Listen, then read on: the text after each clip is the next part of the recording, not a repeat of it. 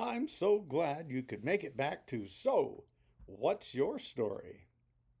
The setting of this story is the Naval Support Activity NSA Mid South in Millington, Tennessee, in the spring of 1975. I attended what the Navy calls A School for the enlisted personnel, trying to get qualified for basic electricity and electronics. My rate was aviation fire control technician and would later be trained to fix the heads up display system on the A 7 Corsair bomber jet aircraft. It was used from the Korean War, I believe, right on up through the Vietnam era and even beyond. Very dependable bomber. Well, unlike most, I volunteered for almost anything that I felt would give me the best experiences other than cleaning toilets or peeling potatoes. While stationed at Millington, as most sailors called the training air base, I signed up to get a military driver's license so I could be assigned as a duty driver on my weekly assignments for barracks duty, hoping to avoid mopping and latrine duty. This particular duty took me to the old wooden barracks that were being demolished. My job was to drive the military pickup to the site, help load the pickup with the debris, and take it to the designated area to be burned.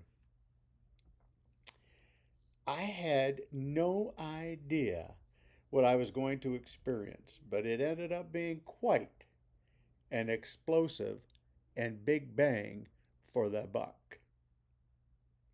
Many of you might remember from science class what happens when a closed container with a lit candle is filled with flour particles. You guessed it, kaboom! And I remember my science teacher showing us this experiment in the 8th or ninth grade. And remember TV scientist Mr. Wizard? Well, he even had an episode showing what happens. This day was that experiment on steroids. Google AI records the following. The flour explosion, or flour bomb, is a classic science, technology, engineering, and mechanics demonstration, or STEM, that showcases the rapid combustion of fine particles. When flour dust is suspended in the air around a flame, its surface area drastically increases, causing the starch to rapidly react with oxygen and create a quick fireball. The old barracks at the NAS Millington base were built prior to World War II. These were all wooden structures and completely gutted from any beds, tables, chairs, etc. Well, in this morning, we were instructed to make small flour sacks, maybe 5 or 6 inches in diameter, in a cheesecloth type material. And we tied them all up. And they were, then given to the demolition team who hung them strategically throughout the buildings to be demolished. We were all commanded to drive a considerable distance from the site and to exit the vehicles and find cover.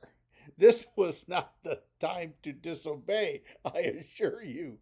And I'm not sure what the oh, look at that collar. There, that's better. Well, I'm not sure what the demo team used to disperse the flour, but in a moment, a loud explosion, a cacophony of sound of wood cracking and breaking filled the air. And then, as the dust began to settle, and very little debris scattered beyond the footprint of the building, the 2-story barracks building lay piled on top of itself. In just a few short moments, hundreds of hours of labor lay flattened to be hauled away. So, what's your story?